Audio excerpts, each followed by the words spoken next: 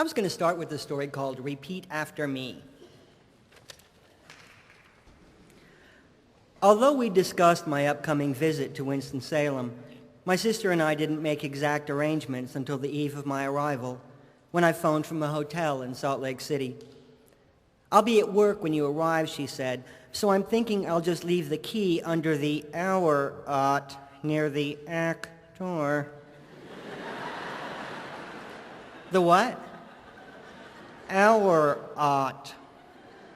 I thought she maybe had something in her mouth until I realized she was speaking in code. "What are you, on a speakerphone at a methadone clinic? Why can't you just tell me where you put the goddamn house key?" Her voice dropped to a whisper. "I just don't know that I trust these things." "Are you on a cell phone?" "Of course not," she said. "This is just a regular cordless, but still you have to be careful." When I suggested that actually she didn't have to be careful, Lisa resumed her normal tone of voice, saying, "Really? But I heard..." My sister's the type who religiously watches the fear segments of her local eyewitness news broadcasts, retaining nothing but the headline. She remembers that applesauce can kill you, but forgets that in order to die, you have to inject it directly into your bloodstream.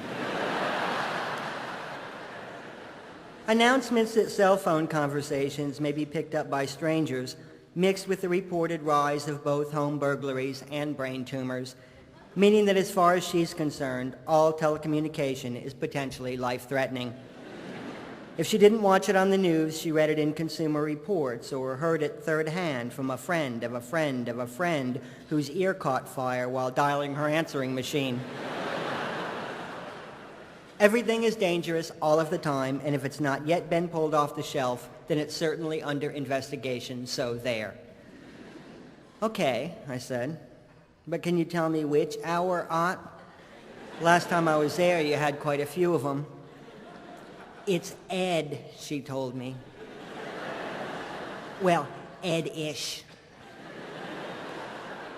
I arrived at Lisa's house late the following afternoon, found the key beneath the flower pot, and let myself in through the back door.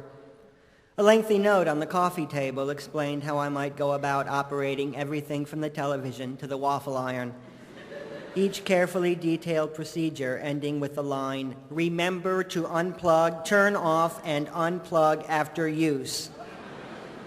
At the bottom of page 3, a postscript informed me that if the appliance in question had no plug, the dishwasher for instance, I should make sure it had completed its cycle and was cool to the touch before leaving the room.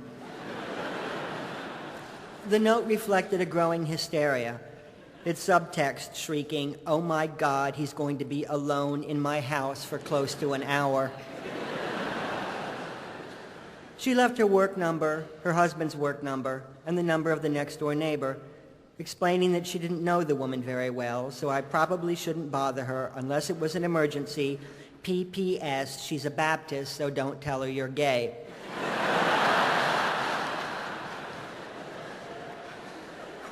The last time I was alone at my sister's place, she was living in a white brick apartment complex occupied by widows and single middle-aged working women. This was in the late 1970s when we were supposed to be living in dorms. College hadn't quite worked out the way she'd expected, and after 2 years in Virginia, she'd returned to Raleigh and taken a job at a wine shop. It was a normal enough life for a 21-year-old, but being a dropout was not what she had planned for herself. Worse than that, it had not been planned for her. As children, we'd been assigned certain roles: leader, bum, troublemaker, slut. Titles that effectively told us who we were. As the oldest, smartest, and bossiest, it was naturally assumed that Lisa would shoot to the top of her field, earning a master's degree in manipulation and eventually taking over a medium-sized country. We'd always known her as an authority figure, and while we took a certain joy in watching her fall, it was disorienting to see her with so little confidence. Suddenly, she was relying on other people's opinions, following their advice and withering at the slightest criticism. "Do you really think so? Really?" She was putty. My sister needed patience and understanding, but more often than not, I found myself wanting to shake her. If the oldest wasn't who she was supposed to be, then what did it mean for the rest of us? Lisa had been marked most likely to succeed, and so it confused her to be ringing up gallon jugs of hearty burgundy. I had been branded as lazy and irresponsible, and so it felt right when I too dropped out of college and wound up living back in Raleigh. After being thrown out of my parents' house, I went to live with Lisa in her white brick complex. It was a small studio apartment, the adult version of her childhood bedroom, and when I eventually left her with a broken stereo and an unpaid $80 phone bill, the general consensus was, well, what did you expect?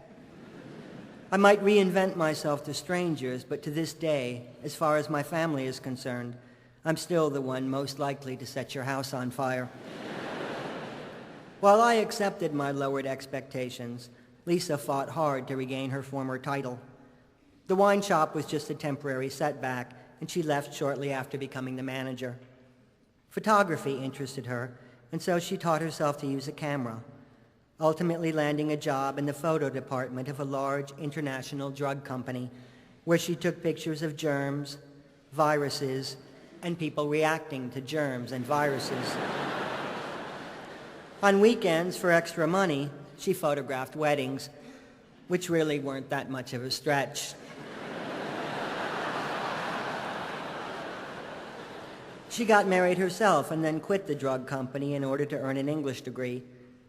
When told there was very little call for 30-page essays on Jane Austen, she got a real estate license. When told the housing market was down, she returned to school to study plants. Her husband Bob got a new job in Winston-Salem, and so they moved, buying a new 3-story home in a quiet suburban neighborhood. It was strange to think of my sister living in such a grown-up place, and I was relieved to find that neither she nor Bob particularly cared for it. The town was nice enough, but the house itself had a way of aging things. Stand outside and you looked, if not young, then at least relatively carefree. Step indoors and you automatically put on 20 years and a 401k plan.